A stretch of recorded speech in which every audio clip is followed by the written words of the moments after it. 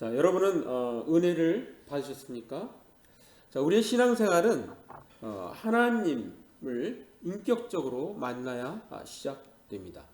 자, 하나님을 만나려면 문을 들어가야 됩니다. 자, 하나님을 만나는 문, 그 문에는 비밀번호가 있습니다. 자, 그 비밀번호가 무엇인지 아십니까? 이 비밀번호를 알려주신 목사님이 계십니다. 자, 우리나라 목회자 중에서 은혜에 관하여는 최고의 전문가라고 할 수 있는 목사님이십니다. 자, 우리 침례교단 목사님이신데요. 최병남 목사님, 지난 우리 2021년 이 Rise of Baptist 그 기도 축제 기간이 있었는데 그때도 이렇게 강사로 나오셨던 분입니다. 자, 이 목사님은 2018년 10월 4일 첫 설교로부터 강남 중앙침례교회 제3대 담임 목사로 시작하였습니다. 자, 미국에서 이민 목회를 성공적으로 감당하면서 자, 하나님께서 더 큰 교회, 더 큰 사명을 맡겨 주신 것 같습니다. 자, 미국에서 교회를 개척해서 교인 숫자가 1000명을 넘긴다는 것은 정말 대단한 일입니다. 미국의 교회가 세미한 교회, 이분이 이제 만든 개척 교회인데요. 자, 우리 아들 전수아가 좋아하는 행신 침례교회 김광성 목사님하고도 아주 절친입니다. 자, 이 치 목사님이 알려주신 비밀번호 영어로 5글자인데요. 뭐냐면 자, G R A C E 그레이스 그레이스라는 단어입니다. 자, 이 은혜, 자, 은혜를 받아야 하나님께 나아갈 수 있고 은혜를 받아야 비로소 하나님을 만날 수 있는 것입니다. 자, 오늘 본문은 사울 왕의 손자 요나단의 아들 무비보셋에 대한 이야기입니다. 자, 블레셋에 의하여 몰락한 사울 왕의 자손 무비보셋에게 다윗 왕이 은혜를 베푼 사건을 통해 하나님의 은혜에 대해서 묵상해 보기를 원합니다. 자, 무비보셋은 사울 왕의 손자요 요나단의 아들이었습니다. 무비보셋은 5살 때 자, 할아버지 사울 왕과 아버지 요나단이 블레셋과의 전투에서 전사했습니다.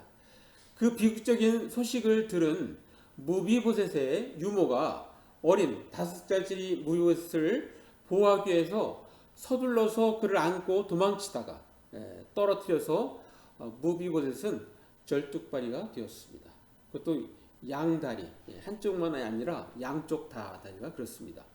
자, 그 후 무비보셋은 왕손이라는 사실이 오히려 두려움의 조건이 되어서 요단강 동쪽 로드발이라는 동네에 있는 마길의 집에서 운둔 생활을 하면서 보냈습니다. 자, 지도를 한번 잠깐 보면은 자, 이 사울 왕과 요나단이 죽고 나서 갑자기 이 왕이 없어졌잖아요.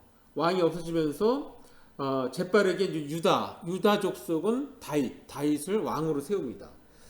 그래서 이 헤브론을 중심으로 해서 다윗이 이렇게 세력을 형성하고 있고, 그 다음에 이 요나단의 아들 중에 이스보셋이라고 있어요. 이스보셋을 나머지 지파의 왕으로 이렇게 빨리 세워서 마하나임을 중심으로 세력을 형성합니다. 근데 로드발은 이 지역이에요. 이 지역. 양쪽 절뚝발이고 하기 때문에 그냥 숨어서 사는 그러한 입장이었는데, 나중에 이제 어떻게 돼요? 이거는 이쪽 다윗의 세력은 점점 커지고 여기는 약해지면서 결국은 두 사람이 이스보셋을 죽여요. 암살을 해요. 그러면서 전 이스라엘이 다윗을 원래 기름 부음 받은 사람은 다윗 왕이다 해갖고 다윗을 이스라엘 왕으로 세웁니다. 왕.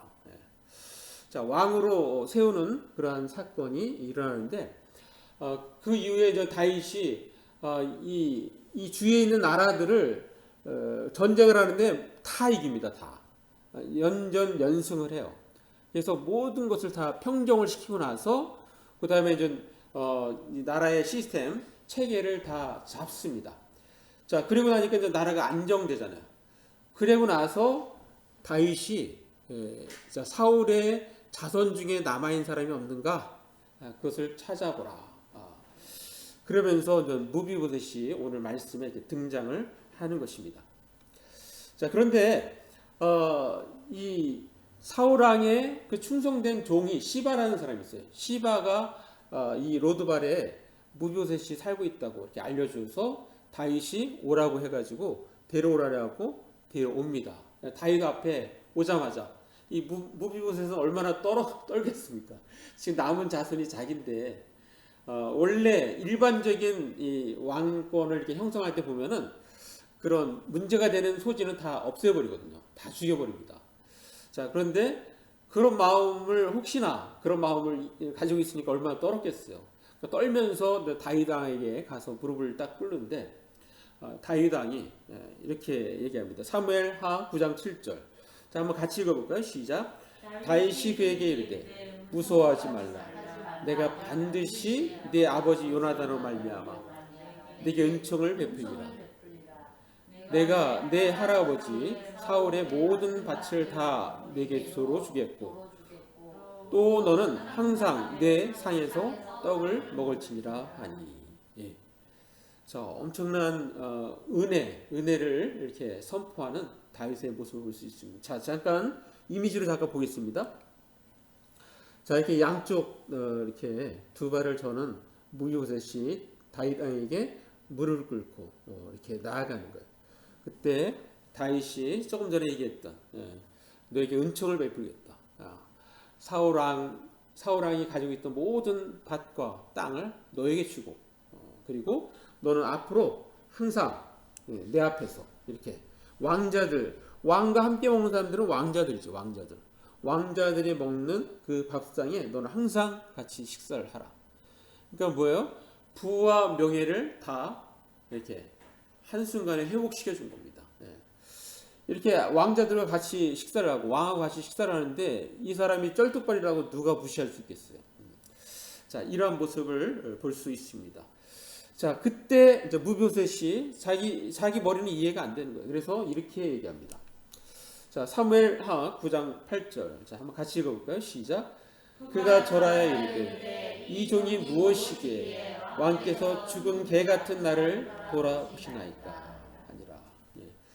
자, 이 죽은 개만도 못한 소인이 무엇이기에 이렇듯 살펴주십니까? 예.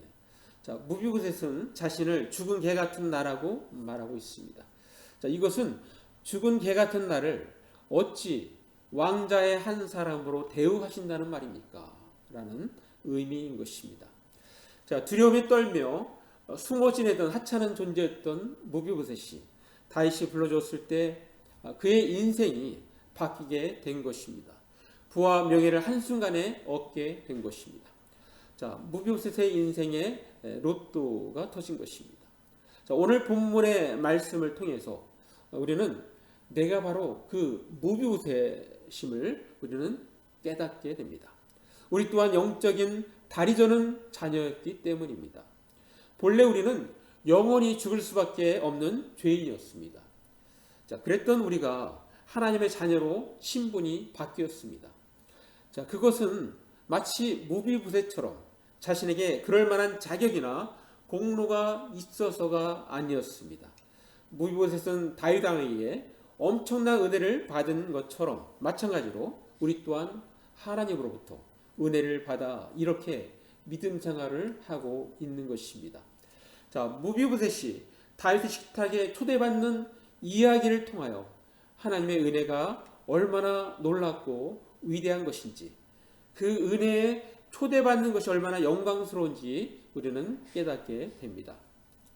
자, 무슨 이유로 하나님의 은혜는 한계선이 없다고 말할 수 있습니까? 그만큼 하나님의 은혜는 어마어마하게 큰 것이 하나님의 은혜이기 때문입니다. 자, 아까 얘기했던 우리나라에서 가장 은혜에 대하여 깊이 있게 연구하고 은혜를 받고 누리고 설교하는 그러한 은혜의 목회자 이 최병남 목사님은 다시 시작하는 은혜라는 책을 써서 지난 여름에 2021년 7월 말일날 출간을 했습니다. 그래서 지난 올해 1월 달부터 설교한 거를 이렇게 모아서 이렇게 책을 낸 겁니다. 자, 이 책에는 노아와 아브라함, 야곱, 요셉, 모세, 한나, 또 다윗, 모비보셋, 야베스, 고멜, 그리고 룻에 이르기까지 성경에서 은혜를 입었던 12명이 등장합니다. 자, 무엇보다 하나님의 가장 큰 은혜를 받은 사람은 누구인가? 바로 최병환 목사님 자기 자신이라고 그렇게 표현을 합니다. 자, 최 목사님은 죄인으로 죽을 수밖에 없는 나, 영원한 형벌에 빠져 영원한 심판의 길을 걸을 수밖에 없는 나를 구원하시고 영원한 하나님 나라의 백성으로 삼아주신 것이 바로 은혜라고 그렇게 말을 합니다. 그리고 그 은혜를 받은 사람은 평생 감사하며 살 수 있다고 언급합니다. 자, 우리 말 한번 읽어보겠습니다. 자, 우리가 평생 감사하며 살아가야 할 이유는 하나님께서 아무런 자격 없는 나를 이토록 많은 사람 중에서 일방적으로 아무 조건 없이 구원해 주시고 자녀 삼아 주셨다는 사실입니다. 예. 자, 이것을 한마디로 은혜라고 표현해요. 은혜. 예. 그러니까 은혜라는 말은 뭐예요? 아무 자격이 없는 나를 일방적으로 아무 조건 없이 구원해 주신 것. 그것이 바로 은혜인 것입니다. 자, 이 고백은 단순히 이 최 목사님의 고백만이 아니라 바로 우리 모두의 고백이 되는 것입니다. 자, 2003년부터 캐나다 밴쿠버의 그레이스 한인교회에서 목회를 하시는 감리교단이며 박신일 목사님이 은혜가 걸어오다라는 책을 썼는데요. 자, 이 책에서 야곱과 라헬 이야기가 나옵니다. 자, 라헬은 우리가 잘 알듯이 그 라반의 딸들이죠. 그래서 레아와 라헬 있죠. 야곱은 라헬을 사랑했어요. 그래서 라헬과 결혼하려고 이렇게 했더니 그 7년 동안 일을 해라고 그러면 딸을 주겠다고 그렇게 해서 7년 동안 열심히 일을 했는데 이제 같이 잠을 잘 시간이야. 결혼하는 그 날에 결혼을 하는데 그때는 좀 밤에는 컴컴하니까 안 보이잖아요. 그래서 라헬을 너무너무 그렇게 정말 사랑하고 그렇게 기다렸던 라헬을 품에 안고 너무너무 행복하게 딱 했는데 아침에 보니까 라헬이 아니라 언니라고 해요. 레아. 그래서 막 그것 때문에 항의를 하죠. 그랬더니 이제 앞으로 7년을 더 일을 하면 그러면 이제 라헬을 주겠다고. 그러면서 7일이 지난 후에 라헬을 주고 그리고 이제 같이 또 일을 합니다. 자, 그것이 이제 어떻게 보면 형제들의 어떤 그 순서이기 때문에 어쩔 수 없죠. 자, 근데 라헬은 어떻게 했어요? 보면은 애를 낳지 못했잖아요. 근데 레아는 애를 너무 잘 낳는 거야.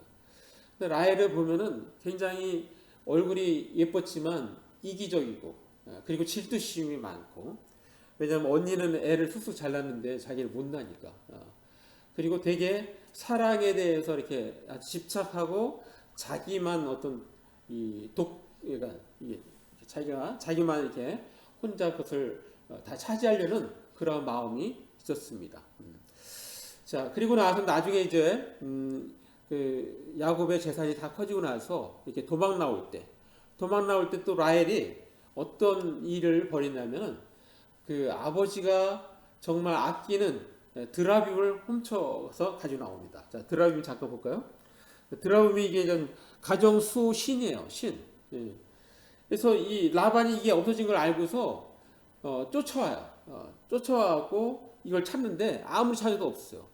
이것이 어디 있냐면 바로 라헬이 이렇게 자기 밑에다 깔고서 일어나지 못하는 거예요. 자기가 지금 한 달에 한 번씩 하는 것 때문에 일어날 수가 없다고 죄송하다고 하면서 아버지도 속이고 이걸 끝끝내 숨겨서 갑니다. 자, 그러니까 아버지한테도 거짓말했죠. 그다음에 이게 우상 숭배 하나님 정말 싫어하는 거잖아요. 근데 이걸 또 가지고 가는 거예요. 근데 야곱이 이제 베델로 갈 때 뭐라고 얘기하냐면 우리 중에 우상을 가져온 것은 다 버려라 이거야. 다 버리라 했는데 그때도 안 버립니다. 아마도 그 죄 때문에 요셉을 낳고 베냐민을 낳다가 산고 끝에 죽음을 당해요. 죽음. 굉장히 안타까운 죽음이죠. 야곱의 입장에서는 너무너무 마음이 아픈 죽음입니다. 평생 정말 잊지 못하는 라헬, 그리고 그 자녀들한테 그 사랑이 또 이렇게 가죠. 자, 그런데 이 라헬이라는 말이 히브리어로 암양이라는 뜻이에요. 암양. 자, 그런데 이 단어는 야곱의 아내를 뜻하는 고유 인명 외에 성경 전체에서 단 네 곳에서만 등장을 한다고 합니다. 그런데 그것 중에 하나가 뭐냐면 바로 이사야 53장 5절에서 7절에 나오는 대속물로 희생되신 예수님에 대한 내용이 나올 때 거기 나와요. 그러니까 예수님이 어린 양이었잖아요. 그죠? 그때 표현되는 게 이제 암양이었다는 것입니다. 자, 우리 한번 이게 한번 이 책에서 이렇게 표현합니다.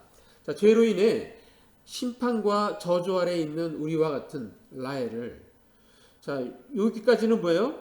죄를 짓는 라헬, 우리와 같은 라헬이에요.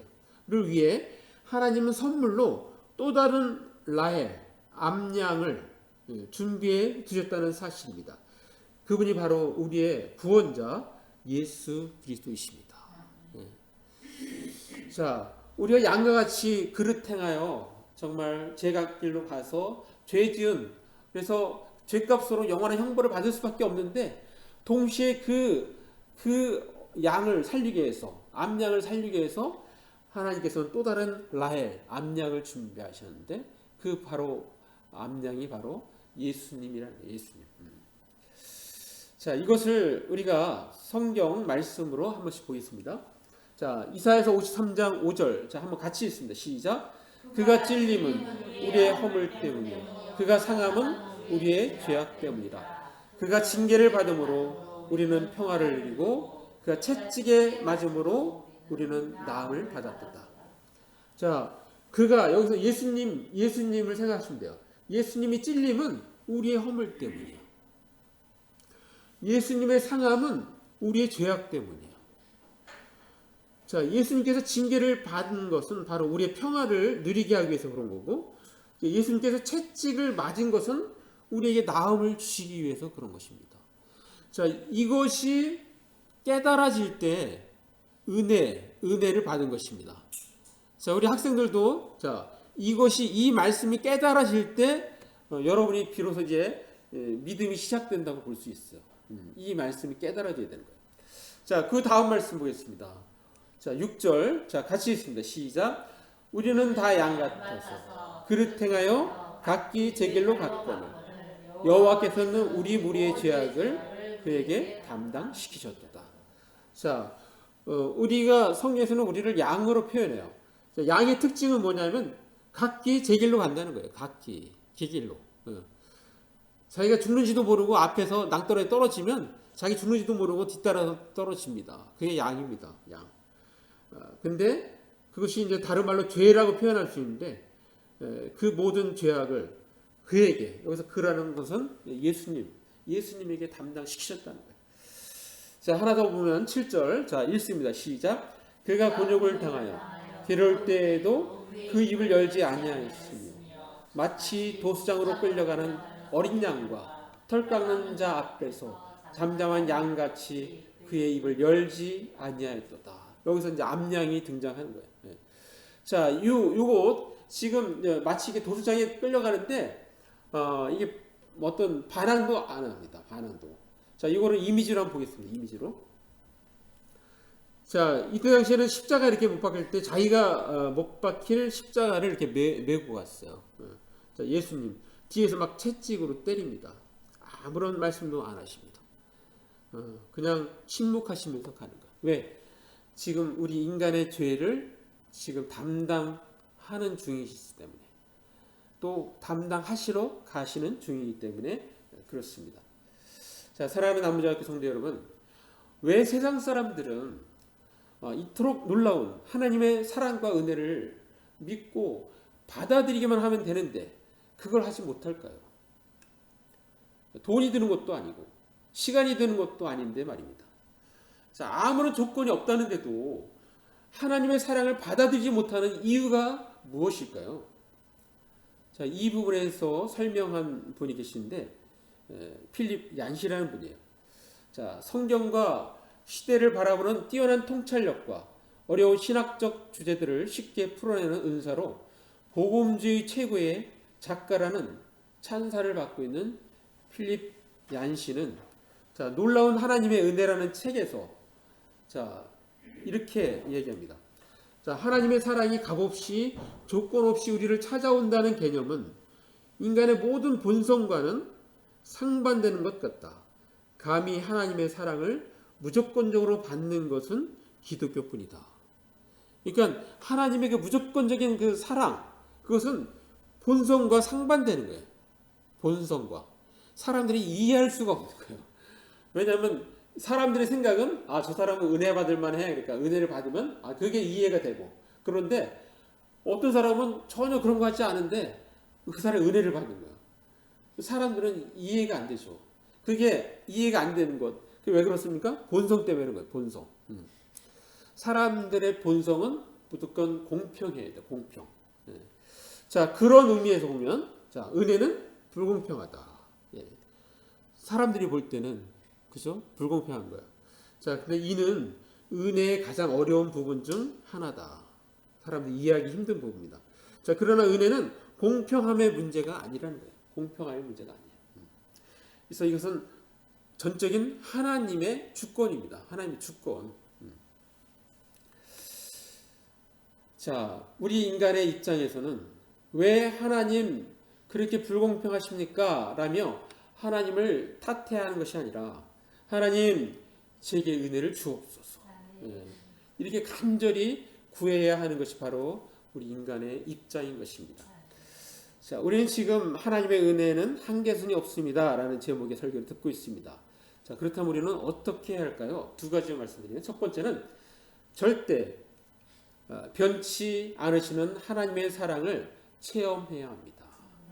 한번 읽겠습니다. 시작. 절대 변치 아니하시는 하나님의 사랑을 체험합니다.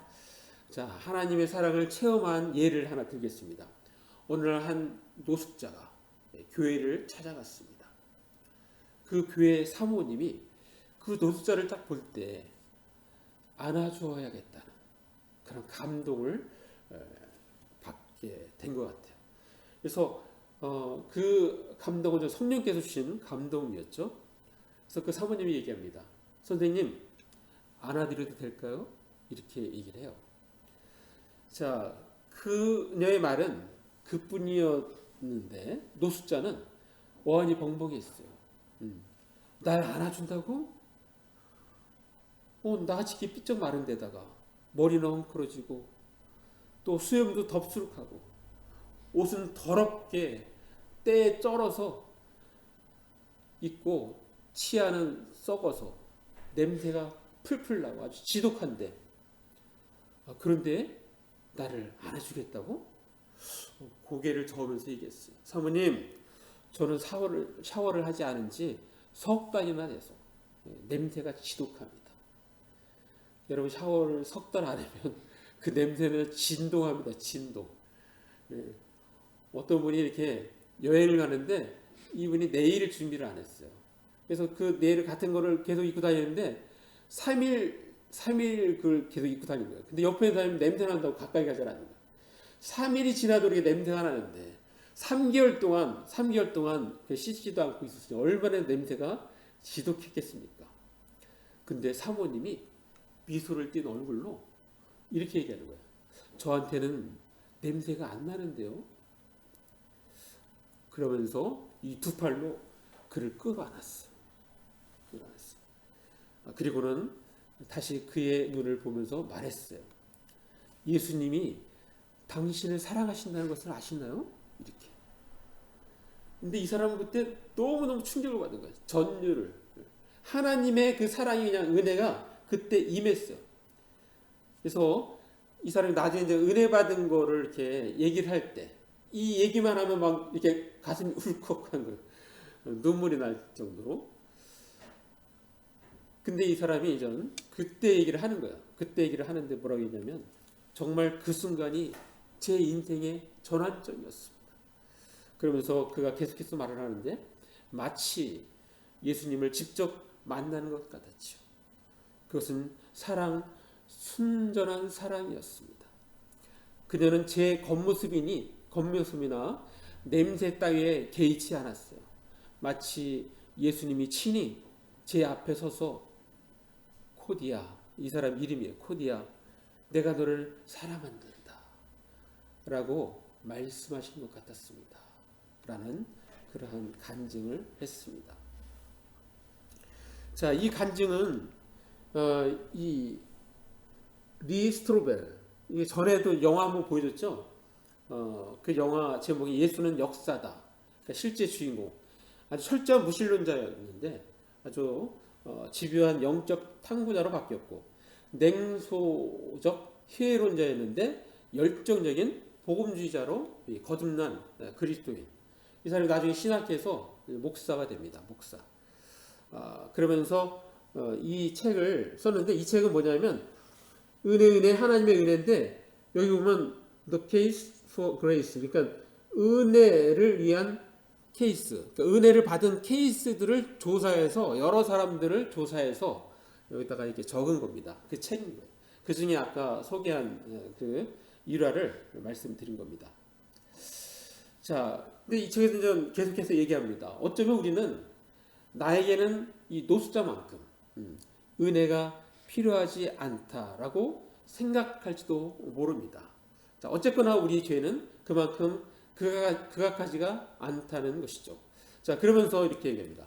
자, 우리는 자신의 각종 우상 숭배, 신성 모독, 매일 하나님의 가르침을 어긴 일 따위를 편리하게 망각합니다. 하지만 우리도 도이크, 이 노숙자 이름이 도이크예요. 도이크도 은혜 받을 자격이 없기는 마찬가지죠. 우리 모두에게 은혜는 선물입니다. 여러분, 우리가 받은 것은 선물입니다. 그래서 하나님께서 선물을 이렇게 누군 주고 누군 안 주는데 왜 이렇게 불공평합니까? 라고 할 수가 없는 거죠. 왜? 은혜는 선물이니까. 자, 이것을 우리가 말씀 한번 보겠습니다. 자, 에베소 2장 8절 말씀 우리 같이 읽습니다. 시작. 너희는 그 은혜에 의하여 믿음으로 말미암아 구원을 받았으니 이것은 너에게서 난 것이 아니요 하나님의 선물이라. 선물. 자, 이렇게 하나님의 선물을 받은 사람은 어떻게 바뀔까요? 그 예를 하나 들겠습니다. 자, 전에도 한번 브래넌 매닝이라는 사람을 소개한 적이 있어요. 신뢰라는 책. 자, 이분은 아주 특이한 경력이 있는데 우리 한국의 6.25 때 참전을 한 참전 용사입니다. 참전. 대학생 때 해병대 이렇게 자원해갖고 참전을 한 사람인데 아주 젊은 시절에 세상적 성취를 쫓던 삶에서 좀 더 깊은 영적 실제를 추구하기 위해서 프란체스코 수도의 수사의 길에 들어섭니다. 자, 그래서 이 사람이 빈자들의 뒷골목에서 그들과 함께 긍휼의 사역을 펼칩니다. 가난한 자들 속에서 낮에는 육체 노동을 하고 밤에는 기도와 묵상에 잠기곤 했습니다.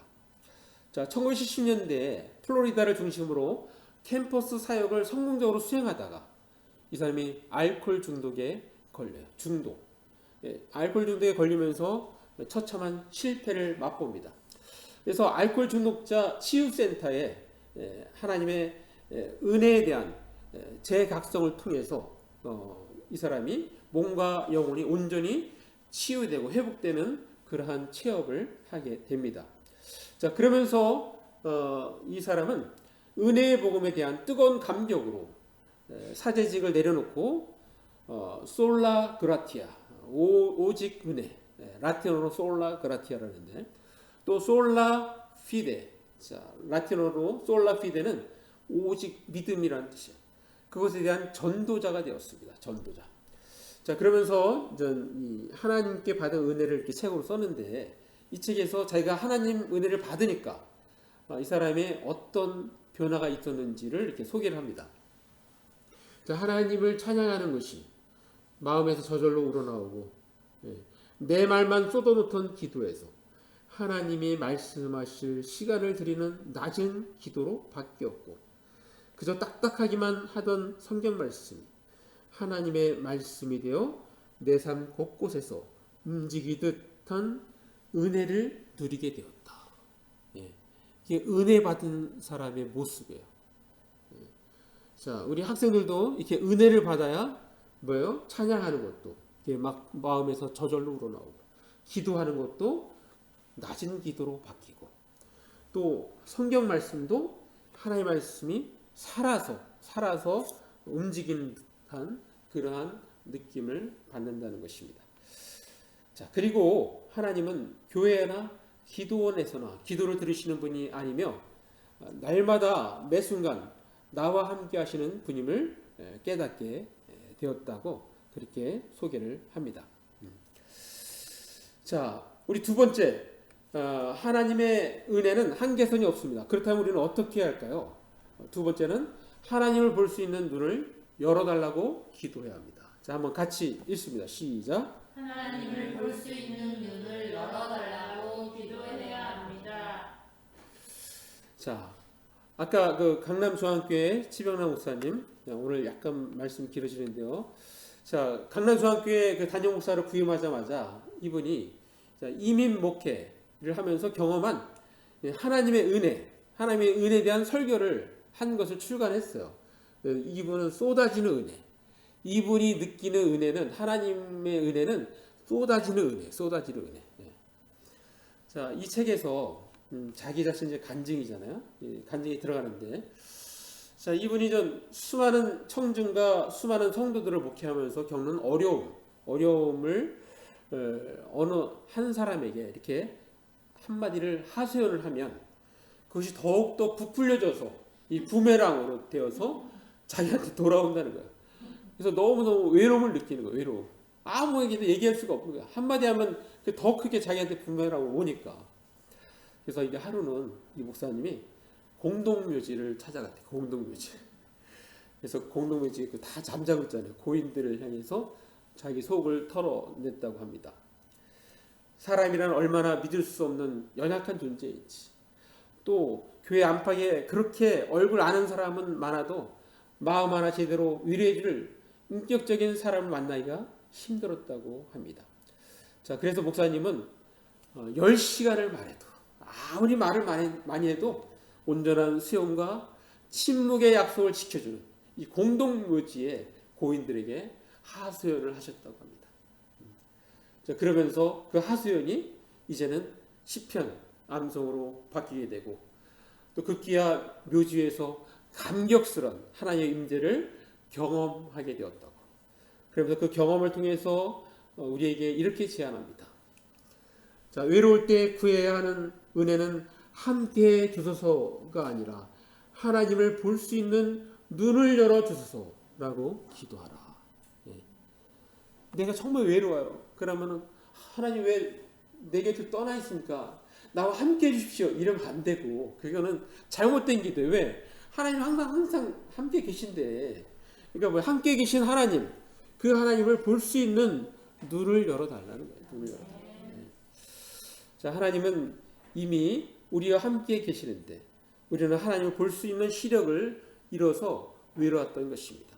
시력을 회복하고 나면 외로움은 사라지고 이제는 주님과 독대하는 반전의 행복을 펼쳐지게 되는 것입니다. 자, 이 엄청난 하나님의 은혜를 체험한 우리 교회들, 중요한 임무는 무엇이겠습니까? 그 이웃에게 전하는 일이 아니겠습니까? 자, 세계적인 목회자의 뛰어난 저술가인 찰스 스탠리의 목사의 아들입니다. 아들. 앤디 스탠리라는 분인데, 이제 아버지 따라서 신학교에서 공부하고, 그래서 아버지 교회에서 이렇게 고등부를 담당하면서 이렇게 사역을 하는데, 사역을 하면서 불신자들을 편하게 데려올 수 있는 교회가 많지 않다는 것을 깨닫게 됩니다. 거기에 이제 사명감을 갖고 기도하면서 몇몇 동역자들과 함께 불신자들에게 초점을 맞춘 교회를 세우자 해서 교회를 개척합니다. 그래서 조지아주 애틀란티에 노스포인트 커뮤니티 교회를 개척을 합니다. 지금 어마어마하게 성장했어요. 자, 그러면서 그 하나님께 받은 은혜를 이렇게 책으로 쓴 거야. 자, 근데 거기서 이렇게 표현해요. 세상에 전파할 가장 기쁜 소식은 바로 하나님의 은혜인데 그 하나님의 은혜를 이렇게 표현합니다. 오랜 침묵, 말라기 이후 하나님의 은혜는 침묵하셨다. 자, 구약에 많은 은혜가 있었어요. 그러나 이제 성경 중간기에는 침묵하셨어요. 말라기 이후에 침묵하셨다. 자, 그리고 다시 임한 하나님의 은혜, 그것은 지금까지 것을 다 합쳐도 그보다 더 큰 은혜이다. 가장 큰 은혜, 그것은 바로 예수 그리스도시다. 예. 자, 예수 그리스도는 지금까지 은혜를 다 합한 것보다 더 큰 은혜라는 거예요. 자, 이것을 우리가 성경을 통해서 한번 읽겠습니다. 요한복음 1장 14절 말씀. 자, 우리 같이 읽습니다. 시작. 말씀이 육신이 되어 우리 가운데 거하심에 우리가 그 영광을 보니 아버지의 독생자의 영광이요 은혜와 진리가 충만하더라. 예. 우리 예수님은 어떤 분이에요? 하나님이신데 말씀이 되어 육신이 되어 이 땅에 오신 분이에요. 인카네이션. 말씀이 육신이 되어 이 땅에 오신 분이 바로 예수님이십니다. 예수님. 예. 그분이 어떻다고요? 그분에게는 은혜와 진리가 충만하더라. 그래서 우리가 항상 축도할 때 예수 그리스도의 은혜와 이렇게 항상 하잖아요. 자, 은혜는 인류에 대한 하나님의 사랑이자 기독교 신앙의 기초라고 언급을 합니다. 자, 우리에게 주어지는 은혜의 가장 큰 선물은 바로 영원한 생명입니다. 자, 그러면서 아까 얘기했던 소개했던 하나님의 은혜 그 책에서 이렇게 교회에 대한 임무, 사명을 언급합니다. 자, 교회는 세상에 하나님의 은혜를 보여주고 전하기 위한 하나님의 도구다. 교회는 하나님의 은혜를 지키는 청직이다. 교회는 이웃과 공동체, 도시, 국가, 세계에 하나님의 은혜를 전할 책임이 있다. 이보다 더 중요한 임무는 없다. 그렇게 소개하고 있습니다. 자, 우리는 이 사명을 잘 감당해야 합니다. 자, 마무리합니다. 지금 바로 우리가 사는 이 시대가 그런 한계선이 없는 하나님의 은혜가 절실한 사회이지 않을까요? 계속해서 지속하고 있는 방역 지침과 사회적 거리두기 연장, 나날이 무너져가는 소상공인들, 코로나 이전보다 더 커진 소득 격차로 인한 사회적 박탈감, 삶에 대한 의지를 상실하고 포기하며 주저앉은 이들, 과연 이들에게 필요한 것은 무엇일까요? 코로나19가 터지고 2년이 되어가는 시점에서 지금 우리는 이 코로나19 시대에서 얼마나 많은 것을 잃고 얻었는지를 생각해 보게 됩니다. 중요한 것은 하나님이 주시는 은혜는 언제나 날마다 변함없이 우리와 함께 했으며 우리 안에 존재했다는 것입니다. 자, 우리는 한계선 없는 하나님의 은혜를 받는 사람들입니다. 자, 그리스도인들은 먼저 절대 변치 않으시는 하나님의 사랑을 체험해야 합니다. 그리고 하나님을 볼 수 있는 눈을 열어달라고 기도해야 합니다. 그러면서 늘 주님과 동행하는 삶을 살아야 합니다. 그리고 우리는 이제 코로나19로 인한 영향을 극복하고 새롭게 일어서야 합니다. 우리는 새로운 도전에 직면해 있습니다. 이제 고3 학생들은 당장 이번 주에 치를 수능을 성공적으로 치르고 새롭게 펼쳐지는 대학 생활을 맞이해야 합니다. 내년부터는 대통령 선거에 투표도 해야 합니다. 자, 우리 어른들은 이제 2022년 호랑이 해가 다가오고 있습니다. 어떠한 변화가 있다 할지라도 우리는 하나님의 은혜 가운데 살아야 하는 것입니다.